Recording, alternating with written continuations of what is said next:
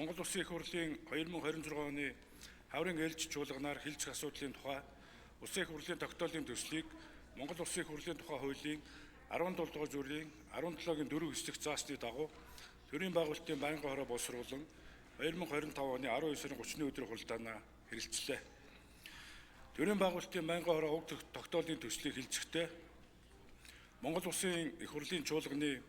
хуралдааны дэгийн тухай хуулийн 5 дугаар зүйлийн 5.1, 5.2, 5.3, 5.4 дэх хэсгийг тус баримтлан хэлэлцсэн болно. Тогтоолын төслийн талаар хууль санаачлагчид болон Улсын их хурал дахь намын бүлгүүд байнгын хороодоос өрчсөн санал авахд давхарчин тоогоор нийт 147 хууль тогтоомжийн төслийг хэлцэх асуудлын жагсаалтад оруулахаар саналаа ирүүлсэн байна. Үүнээс Монгол Улсын их хурлын чуулганы хуралдааны дэгийн тухай хуулийн 5 дугаар зүйлийн 5.1 дэх ээлж чуулганаар хэлцэх асуудлын жагсаалтад батлах хугацааг нь хууль тусгаалan заасан болон Улсын их хурлд өргөн мэдүүлсэн хууль Улсын их хурлын бусад шийдвэрийн төслийг оруулна гэж заасны дагуу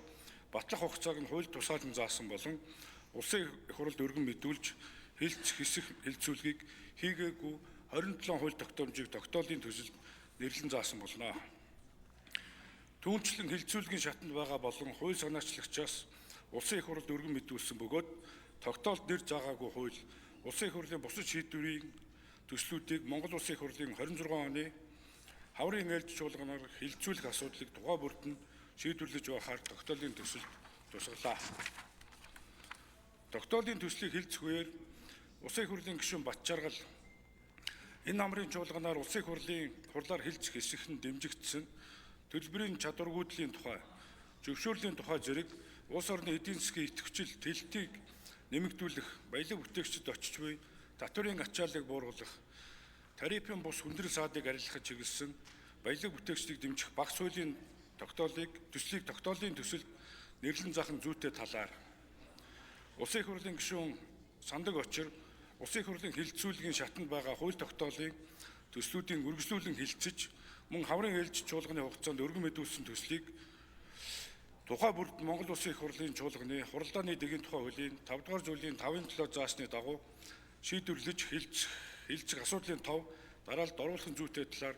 тус байр сууриа илэрхийлсэн болно. Монгол Улсын их хурлын 2026 оны хаврын ээлж чуулганаар хэлцэх асуудлын тухай Улсын их хурлын тогтоолын төслийг чуулганы нэгдсэн хуралдаанаар хэлцүүлж батлуулах нь зүйтэй гэсэн саналыг байнгын хорооны хуралдаанд оролцсон гишүүдийн олонх нь дэмжсэн болно.